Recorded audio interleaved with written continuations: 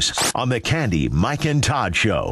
Everybody probably agreed with you. We're on Facebook Live right now. Hey, Candy, Mike, and Todd, we're waving. You just gave you a taste of our stories. You've been texting your votes, Candy. Mike, Todd, 98973 from the 425. For the first time, Mike, I'm not going with you.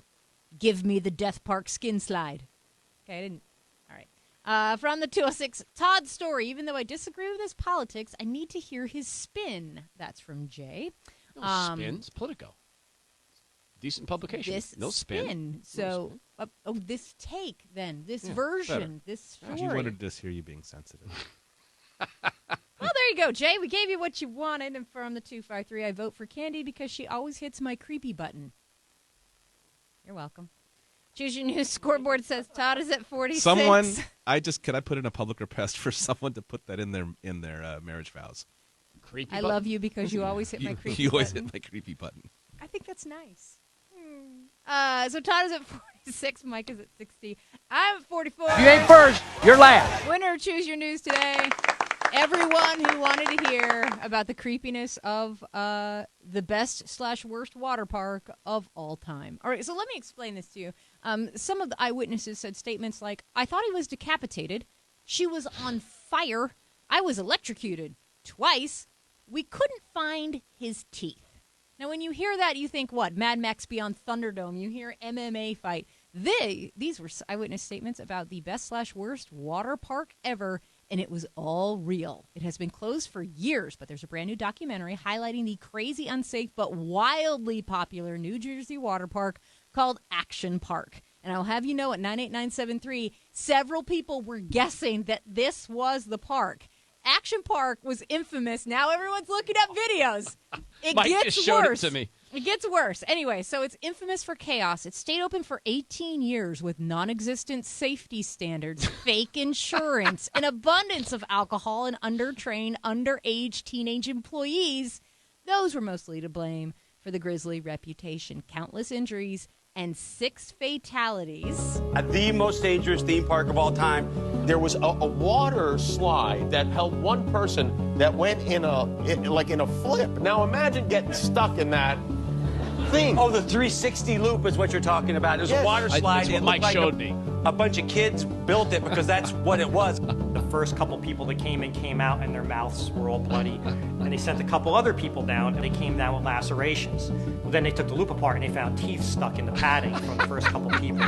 These other people were just going up and That's some ripping good into it. fun. That when we were growing up, like, we would try to die for fun. We would try to die for fun.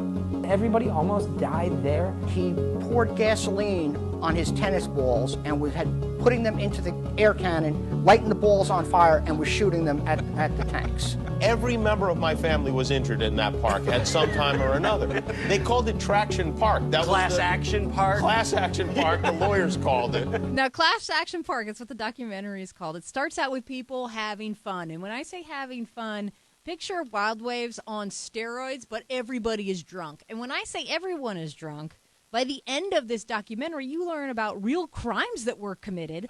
Most of the workers were drunk while they were working and underage. Cover-ups happened. They did not have real insurance. They just wrote out documents and signed them like it should be fine.